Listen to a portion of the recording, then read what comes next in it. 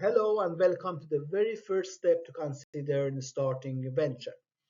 This episode is about how you can evaluate your possibilities in order to start a company. This episode is a part of a main topic is called From Idea to Expansion. As you see in the slide, there are different phases in order to take your idea, to make it as a venture, and later on to make it grow and go to the expansion. So we are going to do different types of topics on each of these phases.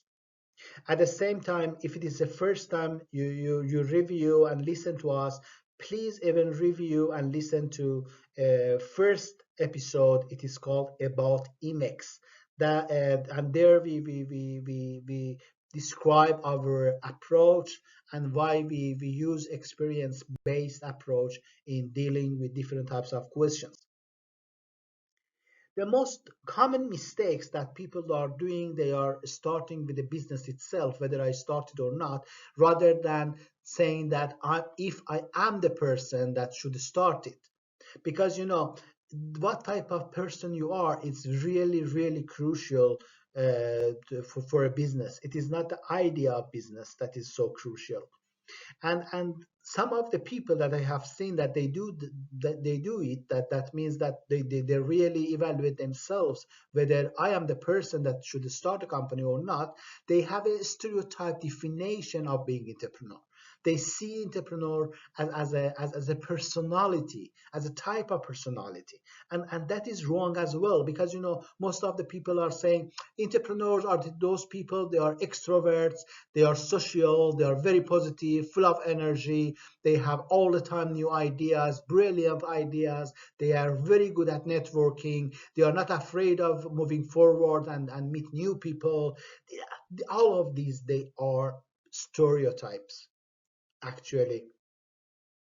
I work with entrepreneurs for many years. I have established many companies myself, and I see that entrepreneurs, they can be introvert, they can be extrovert, they can be having network, not having network, good at talking to people, not good at talking people, and so on and so forth. And somehow a real entrepreneur knows what is the missing point in myself in order to take others to complete myself, and in order to make a business really successful. That is entrepreneurship, and that one is a entrepreneur. But if you want to compare yourself with one entrepreneur, you may need a role model or whatever it is. So you need to have some standard, if I say so. So an entrepreneur is actually a person that has the capacity and understanding to see all of these phases in order to establish a company. They are really visionary people that they see the market, they see the potentials and obstacles. It's very important, not only potential, but obstacles as well in the market. And then they get short-term and long-term targets. They take in people to help them, and they take the risk financially, time and resource in order to make things happen. That is entrepreneur. And if you want to compare it with yourself to see, okay, how much of that type you are, then you have these condition and terms that you should consider.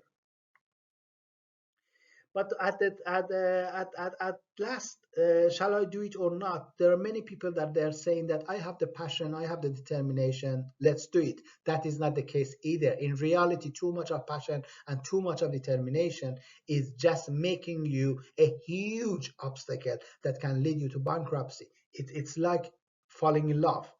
If you are so passionate and so determined and so much in love with the things that you are doing, you closing your eyes to all the facts, to all the opportunities, to obstacles, to terms and conditions that they are the reality of business life. And then it remains nothing of that idea that you had, and you may even um, to go to bankruptcy. And I have seen that many times, unfortunately. But in evaluating, once again, don't start from the product. Don't say that this is the product I want the company for. Make sure that do you talk to other people, your colleagues, your partners, your people that you trust, and ask them how you are as a person. What are the advantages and disadvantages you have?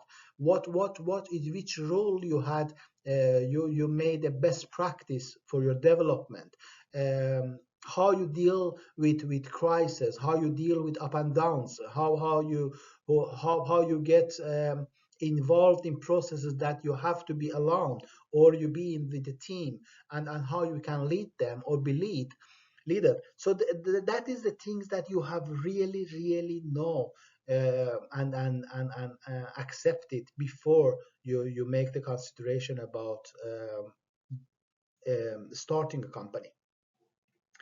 Then the last thing that is really crucial is that don't quit your job to start a business. That is the most mistake that you can make. It is that quitting your job in wrong phase.